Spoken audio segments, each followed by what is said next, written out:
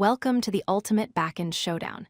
In one corner, we have the long-standing champion from Google, Firebase.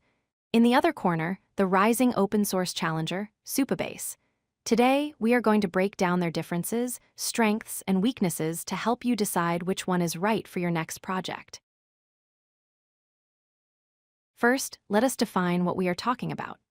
Both these platforms are what we call Backend-as-a-Service, or BaaS, instead of spending weeks configuring servers, setting up databases, and writing security protocols. A BaaS provides you with a cloud infrastructure ready to go.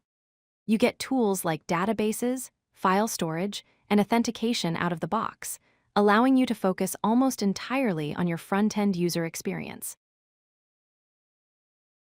Let's meet our contenders. On the left, we have Firebase. It is backed by Google, has been the industry standard for mobile and web apps for years, and uses a proprietary NoSQL database. On the right, we have Supabase. It markets itself as the open-source alternative to Firebase. It is built on top of standard technologies like Postgres, offering a relational database approach that many developers love. The biggest difference lies in their databases. Firebase uses a NoSQL document store. Data is stored in JSON-like trees. This is flexible and fast, but can make complex queries difficult. Supabase, however, gives you a full PostgreSQL database. This means you can use tables, rows, columns, and relations. If your data is highly relational, Supabase gives you the full power of structured query language. Both platforms handle authentication beautifully. You can easily add Google, Apple, or email logins with just a few lines of code. However, Supabase integrates user data directly into your database. This allows you to use SQL foreign keys to link users to their data. Firebase keeps user data slightly separate, which sometimes requires extra code to keep everything in sync. Real-time updates are where Firebase became famous. By default, Firebase listeners push changes to your app instantly. It feels like magic for chat apps. Supabase also offers real-time, but it is opt-in. You subscribe to changes on specific tables. It is powered by the database logs and is very efficient, but Firebase's implementation is often considered slightly more seamless for beginners.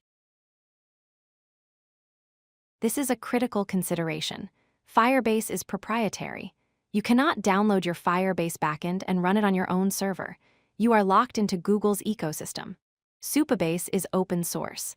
You can use their hosted cloud version, or you can take the entire stack and host it yourself on DigitalOcean, AWS, or even your own computer. Supabase offers much more portability. Here is a quick summary. If you want a NoSQL structure and robust, native cloud functions, Firebase is strong. But if you want the power of SQL, open-source freedom, and standard relational data, Supabase takes the win. Both are excellent, but they serve different mental models of how data should be structured. So, which one should you choose? Go with Firebase if you are building a mobile game, a chat app, or something that needs simple, flexible data storage without worrying about schemas.